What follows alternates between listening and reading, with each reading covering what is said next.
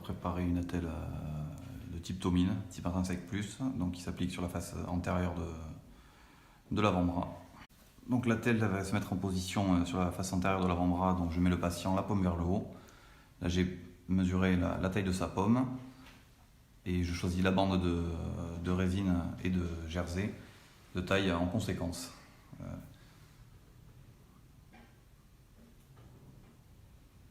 Donc là je vais couper mon jersey, toujours pareil, je suis un petit peu généreux sur la longueur parce que c'est pas grave, ça se replie le jersey. Donc à peu près on va dire du creux du coude et qui dépasse des doigts, comme ça on est sûr d'en avoir assez. Et je le retrousse comme une paire de collants que je me mets autour du bras et ça me servira à la fin. Donc là, la ouate que j'ai sélectionnée précédemment, je prends mes mesures sur le bras du patient, je m'apprête à faire 2 ou 3 épaisseurs. Voilà, toujours pareil, du creux du coude au bout des doigts, on est toujours un petit peu plus généreux.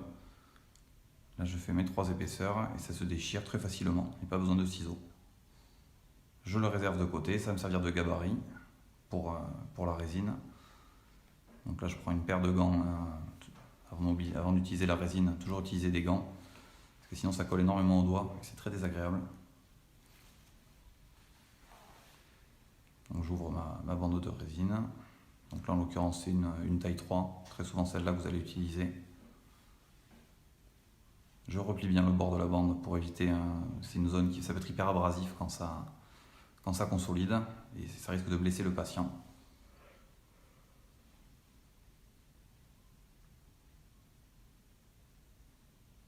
Ouais, là je fais plusieurs épaisseurs en essayant d'être le plus rigoureux possible pour qu'il y ait un beau recouvrement des bords des deux côtés. 6 à 8 épaisseurs, si c'est 9 c'est pas très grave, mais sinon on peut couper la bande. Donc là je fais plusieurs épaisseurs, on voit que sur la longueur je me base en fait sur la longueur de ma bande de ouate.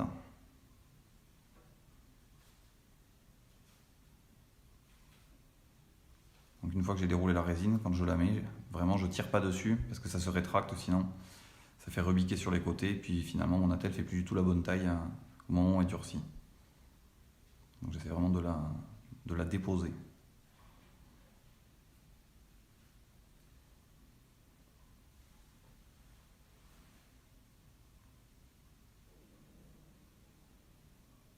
Donc là le bout pareil, ça peut être hyper abrasif, on fait attention de ne pas le laisser sur une extrémité.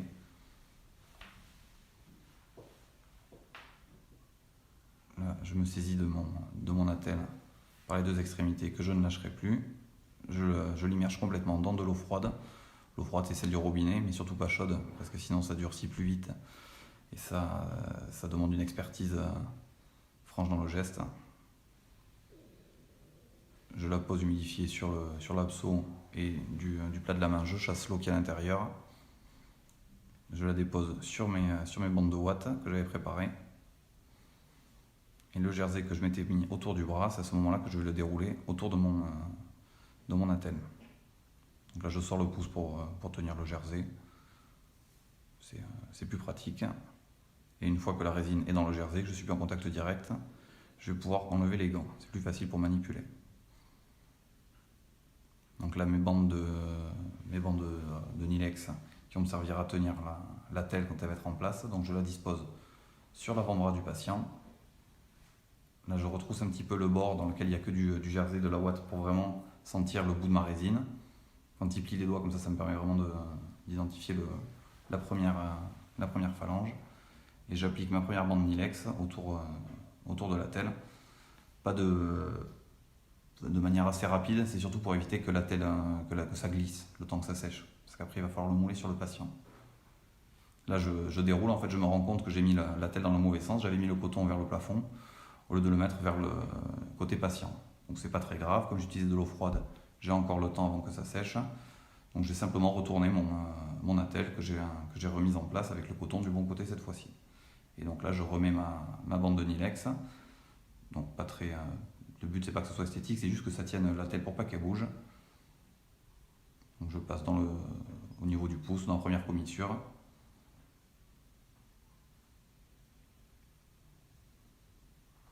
Et donc là c'est pas besoin de scotcher, il suffit juste que je la bloque, l'extrémité de la bande, je la mets dans un repli.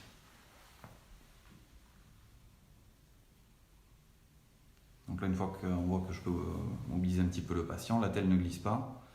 Et là, l'idée, ça va être de la mouler dans la bonne position. Là, on voit que dans la main, j'ai été un petit peu long au niveau du coude. Ça risque de s'enfoncer dans le creux du coude. Donc je retourne un petit peu la base de mon attelle pour pas que le patient se blesse. Et donc là, je vais immobiliser, je vais mouler l'attelle sur le patient en la tenant à deux mains. Ça me permet de mettre le poignet en flexion dorsale d'à peu près 30 degrés. Et en mettant mes doigts sur les doigts du patient, ça me permet de fléchir ces métacarpophalangiennes à 90 degrés. C'est ça qu'on appelle la position intrinsèque plus. Et donc là, je sens l'attelle qui chauffe un petit peu et qui commence à durcir sous mes doigts.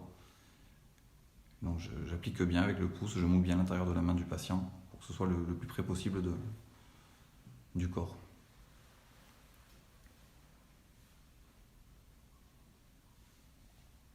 Et donc là, ça a commencé à durcir, ça bouge plus.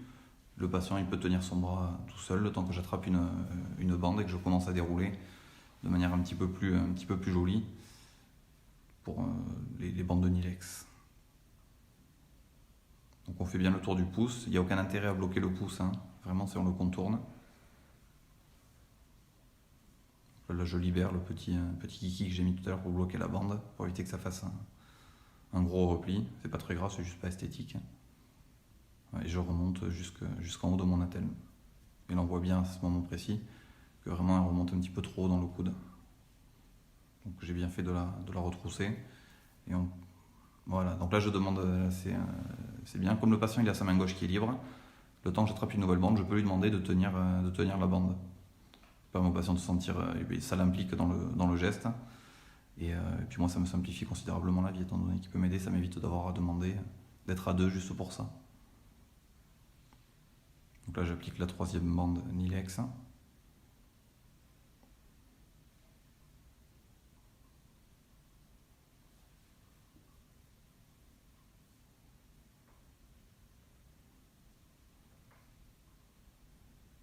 Et là, pareil, je demande au patient de me tenir l'extrémité de la bande le temps que j'attrape le rouleau de scotch.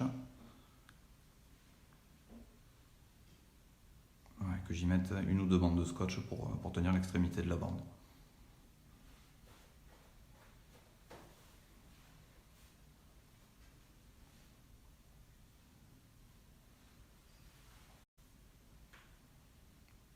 Donc là, c'est pas évident au travers des bandes de le deviner. Donc là, je réexplique au patient, je remonte que la position intrinsèque plus, c'est flexion dorsale du poignet de 30 degrés et les métacarpophalangiennes pliées de 90 degrés environ, entre 60 et 90.